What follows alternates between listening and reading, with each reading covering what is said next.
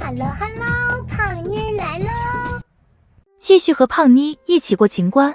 剧中的四皇子弘历是一个没爹疼没娘爱的小可怜，对待四皇子的态度也反映出后宫妃嫔们的观念与格局。就华妃团队而言，丽嫔对四皇子及其生母极尽嘲讽。华妃虽然也鲁莽，但却比丽嫔的境界还是高点。她除了能看到四皇子出身不好之外，还能看到四皇子用功，书背的比三皇子要好。甄嬛和皇后看问题的深度，远非华妃和丽嫔所能比的。甄嬛能看到的四皇子身上的优点，皇后也都能看到。皇后不是不知道四皇子聪明有野心，而三皇子弘时却憨厚有余，能力不足。她之所以拼着干掉齐妃，也要收养弘时，而不选择送上门来的弘历，不是因为别的，而是因为她不敢。正是弘历的登场，戳破了皇后伪装的体面。具体论证有以下3点。第一，庶出身份是永远的痛。皇后宜修是庶出女，从小就被嫡出姐姐纯元压着。嫁给胖菊之后，起先两人虽爱得不够甜蜜热烈，却也相敬如宾。直到宜修有孕之后，纯元来探望，与胖菊一见钟情。从那之后，宜修再也没有得到过夫君的心。以生活在现代社会的咱们的眼光看来，皇上偏爱纯元，冷淡宜修，与两人是嫡出还是庶出没有关系。但是站在宜修的位置上想一想，嫡出女和庶出女从小接受的教育，享受的待遇都是不一样的。也正是因为接受了优质的教育，享受着顶配的待遇，纯元才会精通琴棋书画，长成讨人喜欢的柔美样子。而宜修呢，唯一擅长的是学习成本比较低的写大字。庶女不被重视的身份，使她哪怕处于最美好的青春岁月，也无法做到真正的快乐无忧。弘时和弘历尽管都不是嫡皇子，但弘时自幼长在宫中，过着锦衣玉食的生活。弘历则被放养在圆明园，像野草一般长大。两人之间无论在学习基础上，还是掌握的资源上，差距都非常大。弘历逆袭之路必然艰辛，而这其中的艰辛，身为庶女的宜修体会过，也深深懂得。正因为懂得，所以她对弘历缺少信心。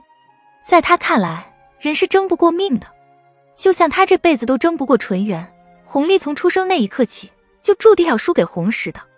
第二，依附于人的思想。《甄嬛传》中有一个奇怪的现象，皇后是不结盟的。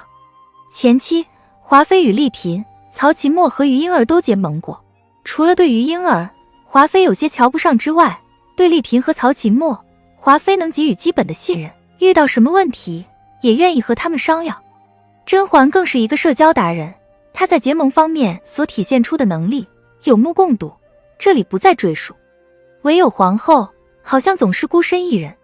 前期，眉庄和她的父亲沈自山都向皇后抛出过橄榄枝，皇后欣然应允，回头就削减后宫用度，赖在眉庄头上，让她成为众矢之的。甄嬛也想过加入皇后团队，却被皇后反手抛来一件纯元故衣，差点被阴死。即便到了后期，皇后表面上收了安陵容和齐嫔，但对他们二人却多有防范，甚至不让他们生孩子。皇后不愿意和其他妃嫔结盟，不是因为性格孤僻，而是因为她早就有了2个盟友，一个是故去的纯元，一个是太后。与这样2个盟友结盟，和与宫中其他妃嫔结盟当然不同。在前一种关系中，皇后是依附者，不管她犯了什么错误，只要提及姐姐和太后，就可以得到宽宥。在后面的关系中，皇后是领导者，她需要有身为领导的格局和担当，给团队其他成员庇佑。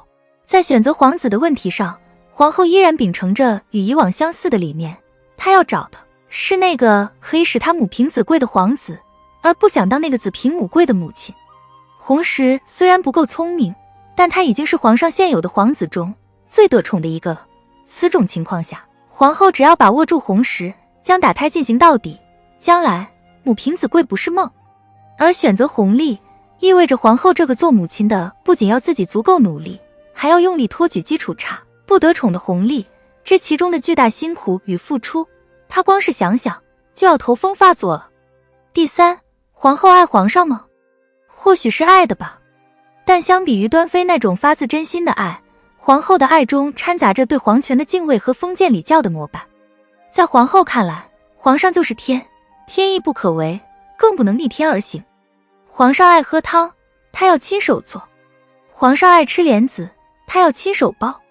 如果皇后做这一切真是因为爱，她会感受到付出的喜乐。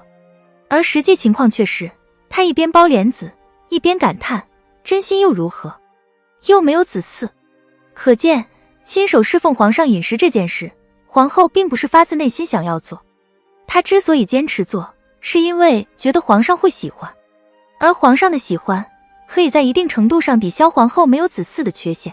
与亲手侍奉饮食一样，在红历和红时之间做选择的时候，皇后考量的最重要的标准也是皇上是否喜欢。简秋提到四皇子，皇后的第一反应是，皇上最不喜欢的就是四皇子。被庶出身份所困，终身依附他人，不敢违拗夫君喜好，这样的皇后，就算身居高位，也终究是一个被封建礼教束缚的可怜人。四皇子出现之前，虽然宫中人人知道皇后不得皇上宠爱，但她毕竟身居后位，双商在线，落在人们眼中是强悍而独立的。而四皇子露面，想要亲近皇后被拒之后，皇后怯懦、瑟缩、顺从以及如履薄冰的恐惧，渐渐浮出水面。相比之下，甄嬛虽然也关注皇上的喜好，但她的态度却并非一味迎合。无论是在出宫前，还是熹妃回宫之后，甄嬛都把皇上看成是一个人，而非天。只要是人，他的喜好就不是一成不变的，而是能被影响，甚至重置。只要是人，他就不是无敌的，他会犯错，同样也会被打败。讲到这里，胖妮再次想到甄嬛在圆明园中对四皇子的叮嘱：人贵自重，你若不轻贱了自己，来日别人自然不敢轻贱你分毫。多飒的一句话啊！想皇后所未想，感皇后所不敢，这是甄嬛最终能够成为太后，而皇后宜修则永远只能是皇后的原因。好了，本期的影片就到这里。